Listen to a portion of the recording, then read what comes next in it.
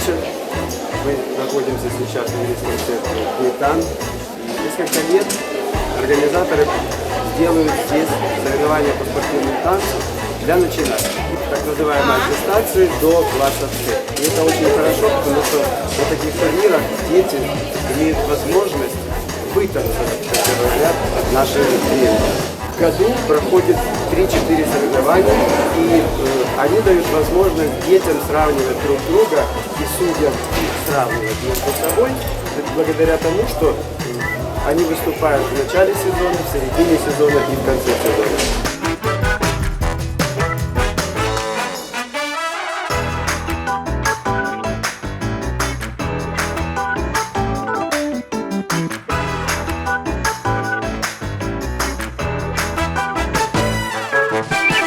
Мне очень приятно, что сегодня я был рядовым тренером, потому что когда серия турниров начиналась, меня приглашали как судью независимого.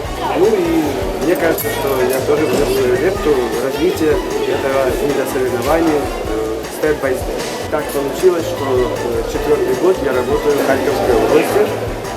Это Ватутинский лицей Новодолажского района. Сейчас это Харьковский район. Саме сьогодні танцювали мої вихованці із села Ватутіна Новодолазького району. Я бажаю вам успіху, бажаю танцювати, бажаю бути здоровими і бажаю всіх благ, тому що кожен танцор має на увазі відчуття. Це відчуття, він показує музику. І якщо вони співпадають з музикою, то він є щасливий.